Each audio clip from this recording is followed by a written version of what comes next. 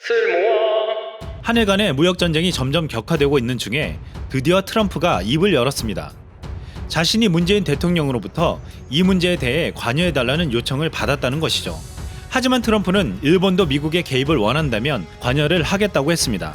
또 트럼프는 한일 양국 간의 협의를 통해 문제가 해결되기를 바란다고 했는데요. 언론은 불가피할 경우 개입할 수도 있다는 의지를 밝힌 것으로 보았습니다.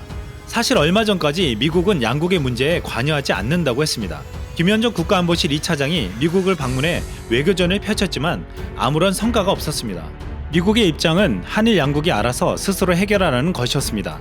이것은 우리가 아니라 일본의 아베가 바라던 바였습니다. 그렇다면 트럼프는 침묵하다가 왜 입을 열게 된 것일까요? 일본은 반도체 소재를 수출 규제하면서 18일까지 자신들의 요구안을 받아들이라고 했습니다. 한국 경제의 가장 치명적인 지점을 공격해 자신들의 뜻을 관철하려는 것이었죠.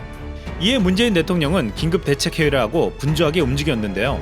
지난 18일 정의용 청와대 국가안보실장의 한 발언이 큰 파장을 일으켰습니다. 일본이 화이트 리스트에 대한민국을 배제할 경우 한일 군사정보 보호협정 파기를 검토하겠다는 것이었습니다.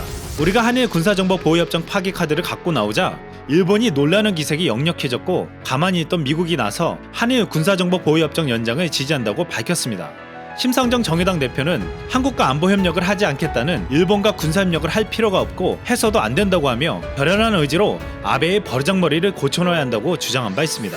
한일 군사정보보호협정은 미국에 있어서 굉장히 중요한 협정입니다.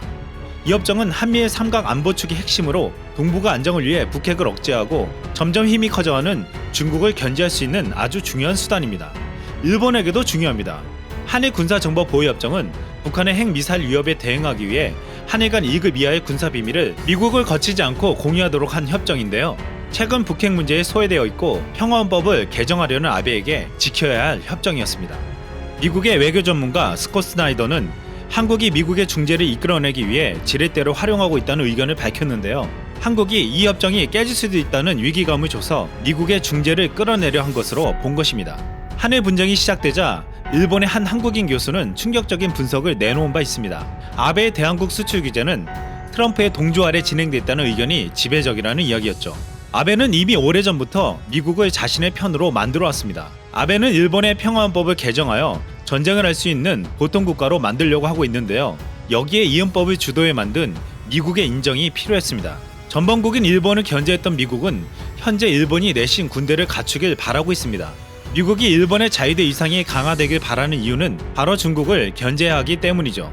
일본은 미국이 군사작전을 할 때 큰 돈을 지원하고 자위대를 파견하려 안간힘을 쓰기도 했습니다. 최근 아베는 트럼프가 방일했을 때 1190억 원에 이르는 F-35를 110대나 구입했습니다. 트럼프는 일본이 동맹국 중 미국에서 가장 많은 방위 장비를 구입한 국가 중 하나라고 치켜세웠습니다.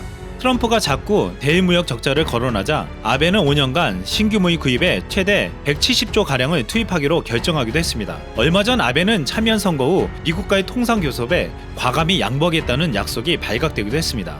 아베는 한국의 도발에 트럼프의 침묵을 바랬습니다. 한 교수의 분석대로 트럼프가 이미 동조했을지도 모릅니다. 하지만 우리가 꺼내놓은 한일 군사정보보호협정 폐기는 아베에게 큰 부담을 느끼게 만들었고 트럼프가 나서지 않을 수 없게 만들었습니다. 한일 군사정보보호협정은 미국과 일본이 반드시 지켜야 할 협정이었기 때문입니다.